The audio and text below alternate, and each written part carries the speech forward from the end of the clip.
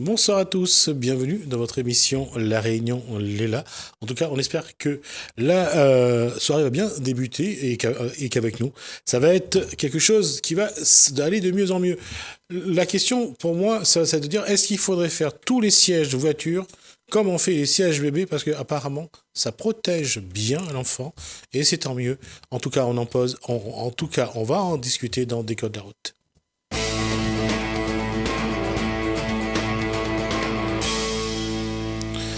Bonsoir Jean-Michel Boyer. On peut dire que les enfants sont... Bonsoir d'abord. Bonsoir. Et est-ce qu'on peut dire que les enfants sont bien protégés Oui, je pense oui. Justement, on va en parler du siège enfant. Et surtout, on va rappeler la réglementation, l'article 412.1 et R412.1 qui oblige à tous les passagers à être attachés dans la voiture, quel que soit l'âge, quelle que soit la morphologie. Donc maintenant, suivant l'âge, suivant le gabarit, le poids de l'enfant, il y a des systèmes qui sont adaptés pour que l'enfant soit en sécurité et soit attaché confortablement. Alors, quand on parle de siège bébé, on n'essaye pas, on comprend pas toujours très bien comment c'est fait. Là, alors, les vidéos que vous avez amenées, ça va parler ça va montrer quoi? Ben justement, on va expliquer En fait, ça dépend du poids de l'enfant, de l'âge de l'enfant, en fonction de l'évolution de l'enfant. Il y aura un système de retenue qui sera adapté en fonction de son développement, de bébé jusqu'à l'âge de 10 ans, et après, à partir de 10 ans, il pourra passer devant. D'accord, on va donc regarder la première vidéo, et puis on en parle. On en parlera.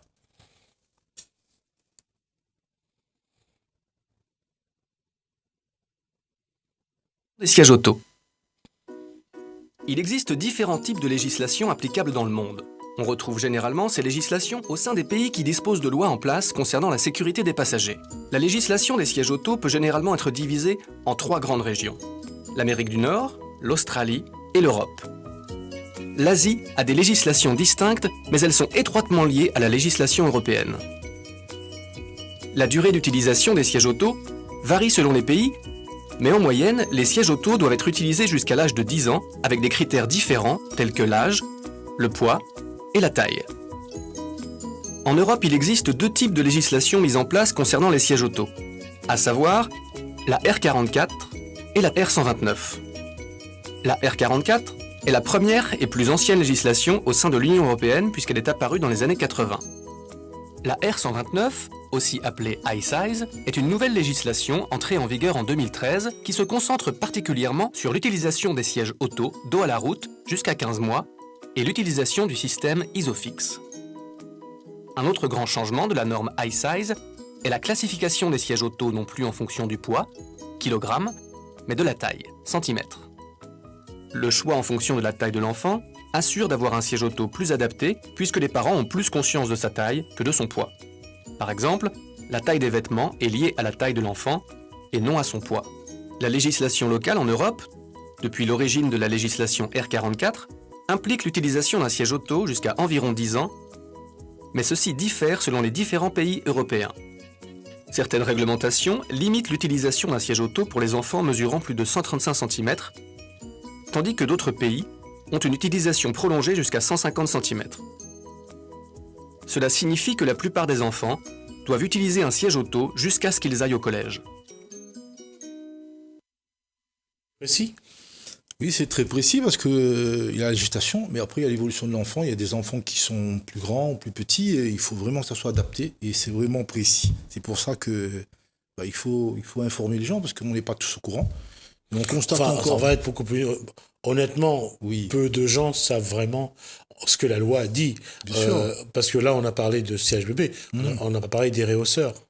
Non, mais on va en parler aussi parce qu'en fait, j'essaye de parler depuis bébé jusqu'à l'âge de 10 ans. On va passer par le réhausseur en fonction de l'évolution de l'enfant, c'est-à-dire la taille de l'enfant. Parce qu'on parle de taille, des fois de poids, mais tous les enfants ne grandissent pas pareil. Donc là, c'est bien expliqué que en fonction, en France, c'est plutôt la taille. Il y a certains pays, c'est le poids. Mais il y a des enfants qui sont plus petits, donc ils ont peut-être 8 ans ou 10 ans, mais si on prend 10 enfants de 10 ans, ils ne vont pas tous avoir la même taille. Donc on est obligé vraiment d'adapter, c'est assez précis. C'est surtout pour le confort et la sécurité de l'enfant. Donc c'est important de bien choisir. Alors, concernant est-ce que là-dedans, il y a quand on apprend le code, quand on apprend à conduire, Oui. il y a une partie où on apprend cette... Non, pas vraiment. Pas vrai, non. Parce que ça, c'est pour plus tard. Enfin, en général, non. On peut passer le permis à tout âge. Je veux dire, il y a un peu plus de jeunes qui viennent qui n'ont pas d'enfants, forcément. Après c'est sûr qu'on peut s'informer en allant acheter aussi ce qu'on a besoin. Mais c'est bien de savoir. Parce que le vendeur était vraiment au courant de la législation. Je pense que le vendeur, il doit être minimum au courant quand même. Parce que pour pouvoir vendre, déjà, c'est plus facile pour lui. Il n'a peut-être pas autant de précision que moi je vais apporter, mais je veux dire, globalement, il doit avoir quand même, doit pouvoir vendre son produit. S'il y a des personnes qui souhaitent avoir des informations concernant le CHBB, il vaut mieux se rendre sur Internet, il vaut mieux aller voir une auto-école ou un non, vendeur. plutôt sur Internet, parce que l'auto-école, oui, on peut aussi renseigner. Après, faut-il avoir le temps, sinon on fait une information collective, parce que si tous les quarts d'heure, la secrétaire va pas renseigner les gens. Mais donc, on peut aller sur YouTube. Hein. On a une nouvelle technologie maintenant, les NTIC, une nouvelle technologie d'information et de communication, qui va nous donner tout ça. Et ça sera, après, si jamais on a besoin de compléments, peut-être se diriger vers l'auto-école. Mais au départ, on a des moteurs de recherche. Et aujourd'hui, parce que c'est là où c'est le plus important, quand on parle de CHBB, c'est la sécurité de l'enfant. Oui, c'est surtout ça. En fait, c'est CHBB parce qu'on parle surtout de sécurité de tous les passagers en général, mais déjà de l'enfant, parce que déjà l'enfant, s'il est attaché depuis tout petit, ça va être normal pour lui, évident d'être attaché par la suite, tout au long de son évolution. Donc c'est déjà une chose qu'on va inculquer à l'enfant, déjà bébé, attaché, enfant, attaché, adulte, attaché. Tout le temps on sera attaché. La question c'est, pour le CHBB, on le met en avant ou c'est obligé d'être en arrière? Tout dépend justement de la voiture qu'on a. Si on a une voiture commerciale qui n'a pas de siège à l'arrière, on ne pourra pas le mettre à l'arrière. Donc on sera obligé Normalement, la voiture, d'abord, il faut qu'elle soit assurée pour tous les passagers. Bien sûr. Oui. D'une part, à dire que le CHBB sera forcément devant si... Normalement, un CHBB n'a pas à être dans une voiture de fonction. Normalement, non. Parce que s'il y a un accident, il y a peu de chances qu'il soit assuré. Oui, parce que mais après, il y a toujours peut-être un moment où tout le monde ne respecte pas tout. Peut-être le papa est commercial, la maman est malade, est partie en retard, et puis... Oui, mais c'est des risques que vous prenez. Bien sûr, il ne faut pas prendre de risques. Il faut pas prendre de risques. La question, elle est là, c'est-à-dire qu'il y en a qui préfèrent placer leur bébé à l'avant pour une simple raison, c'est qu'il n'y a personne derrière. Donc, il vaut mieux avoir le bébé à côté de soi. Avoir l'œil. Bien sûr, si on le passe à l'avant, dos à la route, et il est à bas déconnecté.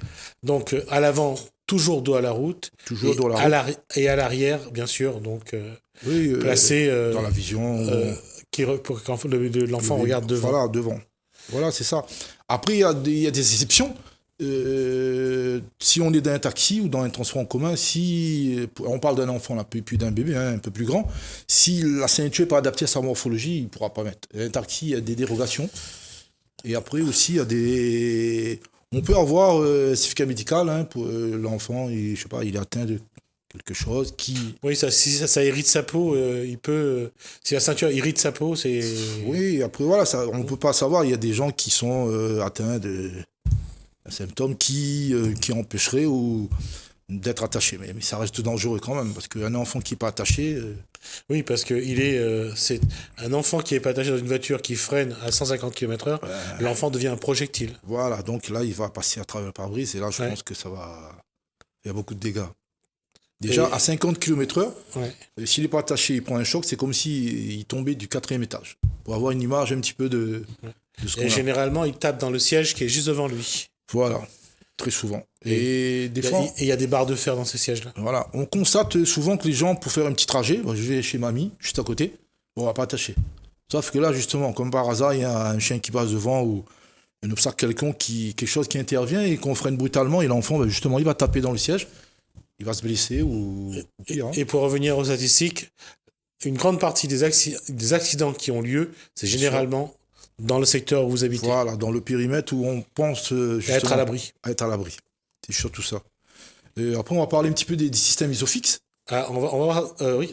Ouais, le système isofix, en fait, ça permet de fixer les sièges. C'est-à-dire, il y a un ancrage pour fixer les sièges et le siège sera fixé par le système. Et ensuite, il y aura une ceinture aussi pour maintenir tout ça. D'accord. Donc ça c'est le système donc voilà, isofix. Alors, c'est quoi exactement cette... Le système ISOFIX, c'est prévu par des constructeurs. Il y a des ancrages où le siège sera à l'arrière. On voit, voilà, c'est ce qu'elle monte. Hein, c'est les ancrages qui vont fixer le siège à la voiture. Et après, ça sera... Voilà. Oui, ça change de ce qu'on a actuellement, où on se sert de la ceinture de sécurité. Oui, on va utiliser aussi la ceinture de sécurité, mais donc il y a une double complément. Voilà, donc ce sera une garantie pour retenir le... Voilà, pour retenir l'enfant, là, c'est sûr que là, on sera en toute sécurité. L'enfant, il ne pourra pas bouger, c'est impossible. Et là, voilà, on a un harnais du siège aussi. D'accord. Ce qu'on voit dans le CHBB, c'est qu'on évite que la ceinture puisse étrangler l'enfant. Surtout ça. Parce que le plus souvent, les enfants sont tout petits. Et donc, la ceinture passe juste sous la gorge. Voilà, sous la gorge. Enfin, juste sur la gorge, en fait. Voilà, ça peut devenir dangereux en cas de freinage. Ça va couper la gorge. Hein. Oui, il y a eu un cas d'accident comme ça qu'on a rencontré. Enfin, ça s'est passé aux États-Unis et il y a eu un accident et la ceinture a fait quelque chose que personne ne s'attendait à voir et je vais pas vous le dire là-dessus. Ben oui, parce que c'est tranchant. En fait, en freinage d'urgence, la ceinture a tendance à se bloquer brutalement. Et comme c'est assez tranchant, hein, tout à fait. Ça peut faire de très gros dégâts et irréversibles malheureusement. Aujourd'hui, la sécurité, pour que ce soit pour l'adulte ou pour l'enfant, ça passe par la ceinture de sécurité. Oui, mais pour l'enfant, aujourd'hui, le siège, c'est vraiment ce qu'il y a le plus confortable et le plus, en termes de sécurité, le plus efficace. Ouais, je pense que c'est ce qui est le plus sûr. Parce que, comme on disait, tout le monde doit être attaché et l'enfant, il est plus fragile, il est tout petit, il n'a pas la notion du danger parce qu'en cas de choc, il va pas... des fois, il ne comprendra pas. Hein. Le fait d'être bien attaché et confortablement et surtout en sécurité, ça va limiter les dégâts en cas de choc. On sait bien que un enfant, si on est percuté, la première chose qu'on va voir, c'est surtout l'enfant, tout de suite, s'il n'a pas été blessé, il n'a pas été choqué aussi, des fois choqué, hein, parce que même si c'est pas vraiment une blessure, il va mémoriser quand même un choc, hein, il va peut-être développer un traumatisme qui va après rester dans sa tête et justement, il va garder un mauvais souvenir de la voiture et puis c'est pas bon. Je veux dire, c'est très important et puis c'est une forme d'éducation. La ceinture, tout petit, jusqu'à... Et alors, est-ce que le réhausseur pour les enfants à partir de 2 ou 3, 4 ans, est-ce que c'est le bon choix ? Oui, parce qu'il ne rentre plus dans le siège. Oui, il rentre plus, bien sûr, parce qu'il est trop grand. Le réhausseur, oui, ils sont on dit que le poids ne compte pas, mais là, le poids, c'est-à-dire que si l'enfant a des rondeurs, il va avoir du mal à rentrer dans sa coquille. Hein. Bien sûr. Oui, mais c'est pour ça que ça évolue. C'est-à-dire, après, en fonction de l'âge, le réhausseur, c'est à partir de 3 ans, souvent les enfants. Il y en a qui se développent très vite, donc qui sont très grands, qui sont grands très rapidement. Il y a d'autres qui rentrent encore voilà, tout le monde n'évolue pas pareil, bien sûr. Mais c'est pour ça que, je pense qu'il y a un panel vraiment élargi où on pourra choisir ce qu'on a besoin en fonction du gabarit de l'enfant, de la taille et du poids. Hein. Mais le réhausseur, normalement, c'est prévu jusqu'à 36 kg à peu près environ. Alors, par contre, il y a une chose qu'il faut dire, parce que parfois, on a l'impression que les parents n'assurent pas le siège bébé dans la voiture. Ils le posent simplement, pensant que, parce que le siège est assez volumineux, ça va pas se balader. Mais justement, il faut prendre des précautions, il faut vraiment assurer le siège bébé pour pas que ça bouge. Oui, parce qu'en fait, s'il n'y a que la ceinture mais que ça bouge, c'est pour ça, on a parlé du système ISOFIX, justement. Normalement, toutes les nouvelles voitures sont équipées de ce système qui permet d'avoir un ancrage, de bloquer le siège et de continuer à garder l'enfant stable avec la ceinture. Donc, le tout ensemble, normalement, ça devrait pas. Ça fonctionne parce qu'il y a eu des tests, il y a eu tout, donc c'est mis en place. Mais il faut prendre le soin de fixer le siège. Pas juste de le poser, parce qu'on se dit, bon, on va pas trop loin, mais justement, c'est souvent quand on fait ça que, malheureusement, que ça arrive. On pense qu'on est à l'abri de ce qui peut arriver, et on va se rendre compte qu'on va se faire surprendre, et c'est vite arrivé. Alors, qu'est-ce qu'on peut donner, qu'est-ce qu'on peut donner comme information aujourd'hui Comme aux, conseil. aux parents, comme conseil pratique, parce qu'il faut aussi, le problème parfois par négligence, on est plus pressé, on est en retard. Oui, voilà, des fois on est en retard, des fois peut-être il y a un coût aussi, on n'a pas forcément l'envie d'investir, parce que si l'enfant il grandit très vite, on aura... De toute façon, en fonction du bébé, le budget, de toute façon, il est gâché. En 4 Bien ans, sûr. l'enfant aura changé de Oui, c'est corpulence 5-6 fois, et si c'est pas plus. Après, il pourra garder pour le prochain enfant. Oui, sauf s'il y en a 2 Pour ou son petit 3. frère, voilà. Ouais. Donc, Ça, c'était dans les familles d'avant. Hein. On achetait une chemise pour le premier et le 10e avait droit à Voilà. la même chemise quelques années après. oui, sauf que la mode avait déjà passé, mais c'est pas grave. Mais je veux Oui. dire, les parents peuvent garder la coquille pour le prochain enfant, s'ils envisagent d'en faire un autre. Mais je veux dire qu'on ne peut pas ne dire, voilà, je vais pas investir, ouais, mais l'enfant il grandit trop vite, et bon, on va acheter de temps en temps, c'est pas possible.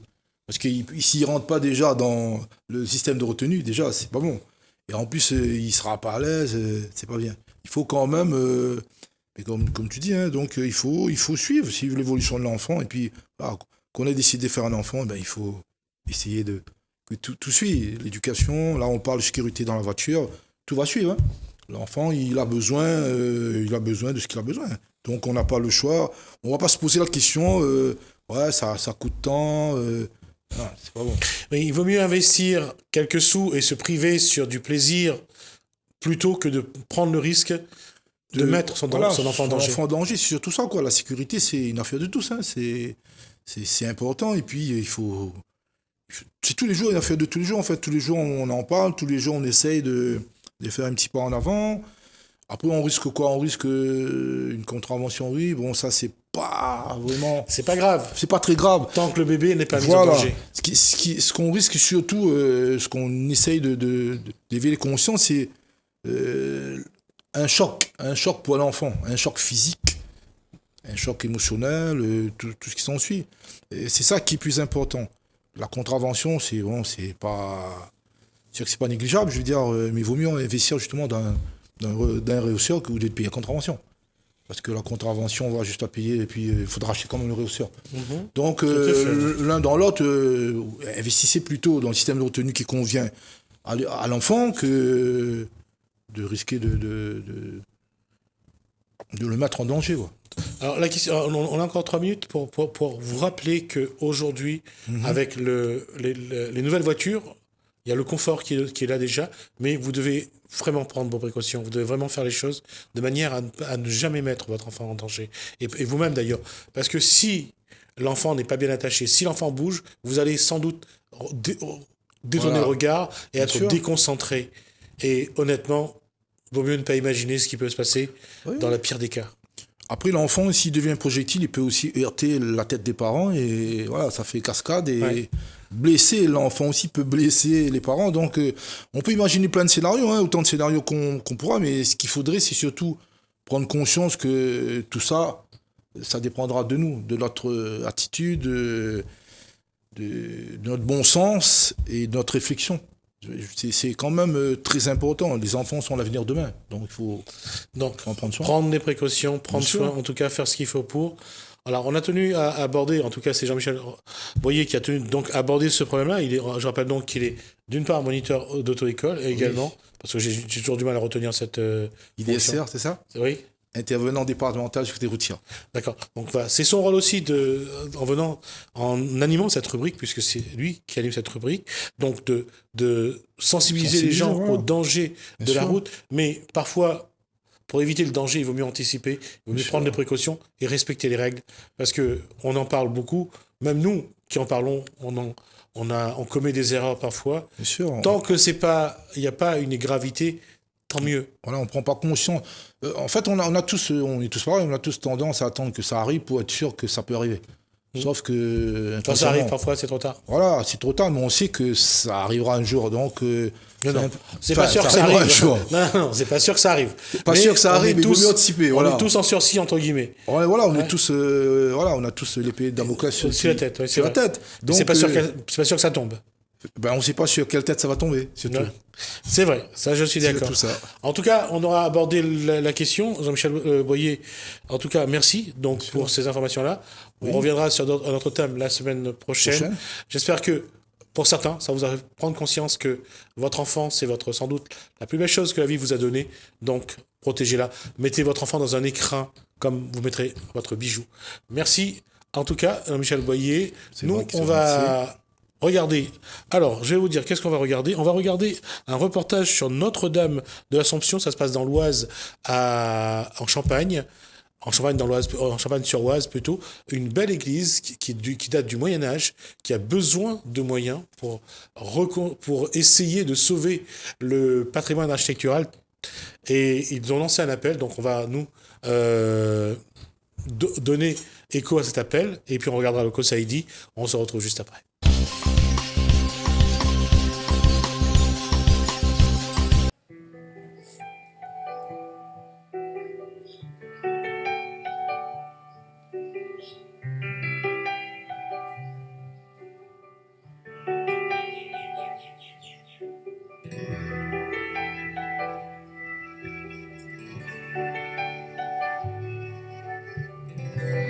Alors, c'est vrai que l'église de Champagne est vraiment l'une des plus vieilles de l'église ici en France. Mais d'abord, une église, c'est la présence de Dieu. Voilà, donc c'est le signe de la présence de Dieu dans cette ville de Champagne où tout habitant doit contempler la grâce de Dieu, sa présence dans leur vie. Alors l'architecture, c'est du roman. Donc fin XIe siècle pour la partie abside et chapelle latérale, voilà, et gothique ici du XIIIe siècle, voilà, pour la nef. Quelle est l'histoire de cette magnifique architecture? Quelle est son histoire? À quel moment elle a été construite? En combien d'étapes? Alors elle a été construite en 2 étapes. Elle est de même âge que Notre-Dame de Paris, donc elle a 850 ans à peu près. Voilà, les travaux ont débuté à la fin du XIIe siècle, voilà, pour la partie les plus anciennes, et ensuite la nef au milieu du XIIIe siècle. Donc ça correspond, elle a été finie au cours du règne de Saint-Louis.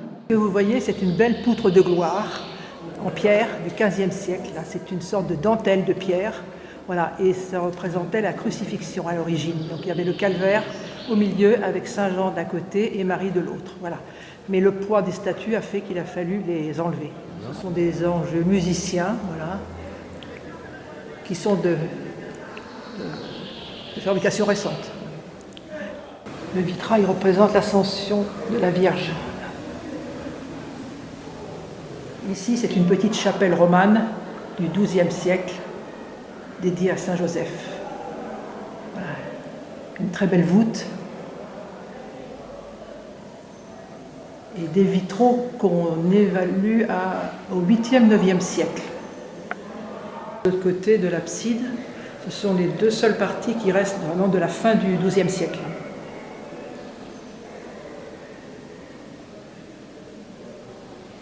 C'est un orgue du XIXe siècle, mais qui est en mauvais état. Il faudrait qu'il soit restauré.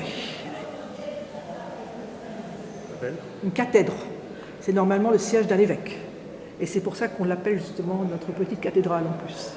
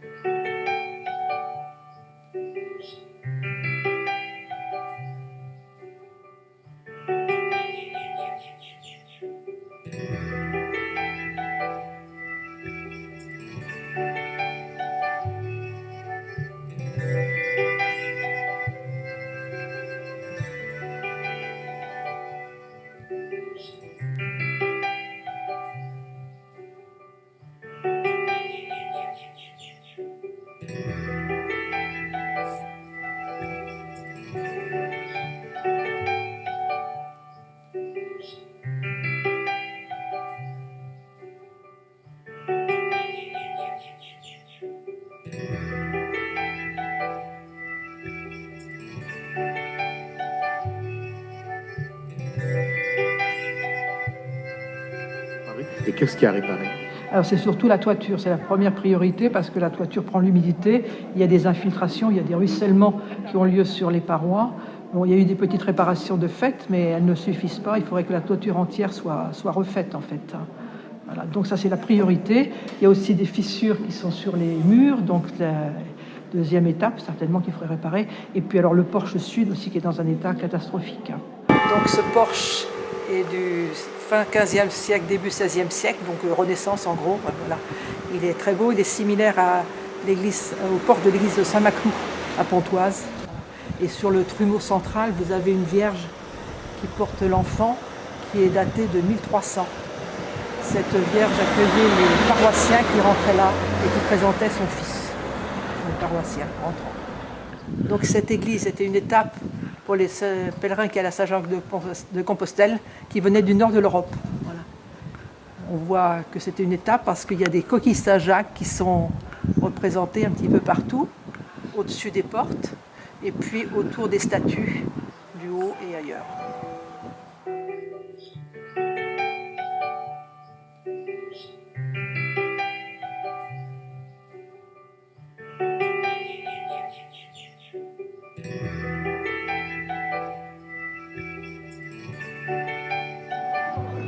L'église s'appelle Notre-Dame de l'Assomption. Oui.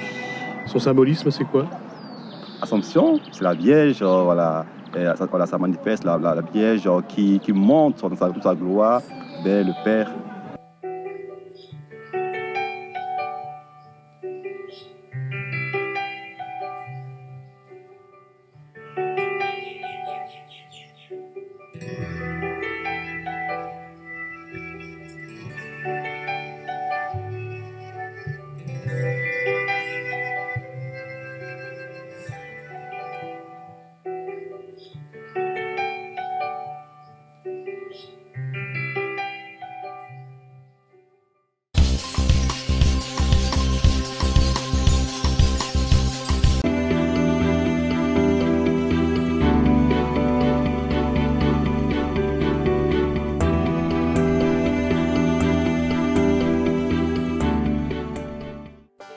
La Plaine des Palmistes, l'association locale HAP, vous convie à la 5e édition de la rencontre de l'artisanat pays les 28 et 29 septembre au boulodrome de la Plaine des Palmistes.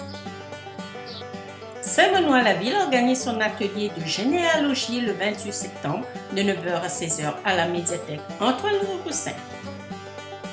Trois-Bassins, vous êtes conviés à la découverte des sports cyclistes, le vélo run, les 28 et 29 septembre de 8h à 15h. Salazie, vous êtes conviés au Détacali du 11 au 13 octobre à Elbourg. Le Tampon, vous êtes invité au Florilège du 11 au 20 octobre. La Possession et l'Ofep Réunion organisent Sommet Grandbois le 20 octobre de 5h à 15h30. Le Tampon, vous êtes à la recherche d'un emploi, d'une formation ou d'une orientation. Le Pôle emploi, l'ADI et les différents partenaires vous invitent à Mardi Noulela le 22 octobre à Afro-Carias. Saint-Denis Gaitax Event et la Cité des Arts vous invitent à la 3e édition Réunion Sonore Festival le 31 octobre de 20h à 4h du matin à la Cité des Arts. Saint-Denis, vous êtes conviés au premier salon au naturel du 8 au 11 novembre au Parc des Expositions et des Congrès de Saint-Denis. Le Port, vous êtes invité au salon de l'événementiel du mariage les 8, 9, 10 et 11 novembre à la halle des manifestations du Port.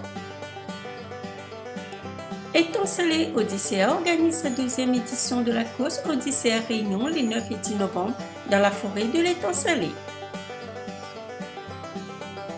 Saint-André, préparez-vous pour une nouvelle course de dengue. Le Tropicadengue vous attend les 23 et 24 novembre au parc du Colosse. Fin des inscriptions le 27 octobre. Saint-Benoît-la-Ville organise son atelier de généalogie le 30 novembre de 9h à 16h à la médiathèque Antoine-Roussin. Saint-Paul, vous êtes conviés pour la 25e édition à la Méga Avalanche les 30 novembre et 1er décembre. Saint-Denis, vous êtes conviés à la 7e édition Salon de la culture et de l'identité rayonnaise du 6 au 11 décembre au Parc des Expositions de Saint-Denis.